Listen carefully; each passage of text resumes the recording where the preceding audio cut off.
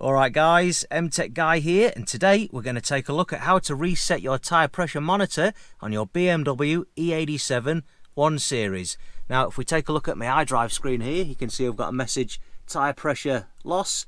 Now I did have a puncture which I've since repaired, so it's worth mentioning before we go into resetting the lights. First of all, you need to make sure that you've got the correct tyre pressure amongst all 4 tyres, and once you've got that sorted, then we can move on to resetting your tyre pressure monitor lights. Now, there's 2 ways you can do this if you have the iDrive in your 1 Series, and the other way of doing it is through the instrument cluster display. Now, if we take a look at the iDrive first, we take a look at the screen here, it's already got the tyre pressure loss warning up on the screen there. Now, just to start off, just to show you how to get into there, we'll go right back to the main menu. Now, if we go to the eye in the center of the screen there, and then we scroll down to vehicle and tires, click into that, then you've got your flat tire monitor at the top of the screen there on the right hand side. We'll click into that, and then what we need to do is confirm tire pressure. So you'd press the iDrive button on your center console there, and then that'll reset your light there.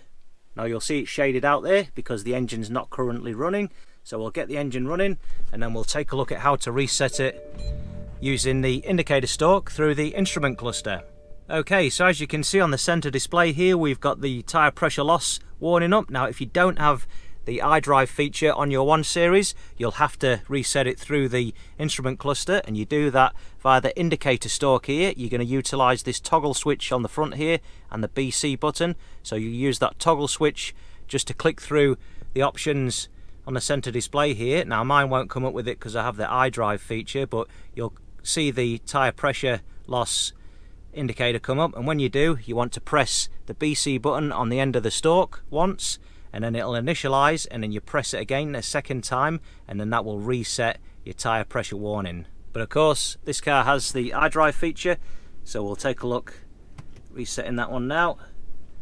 So we're down, we've got the confirm tyre pressure, so we'll hit that one, confirm yes, and that's all sorted.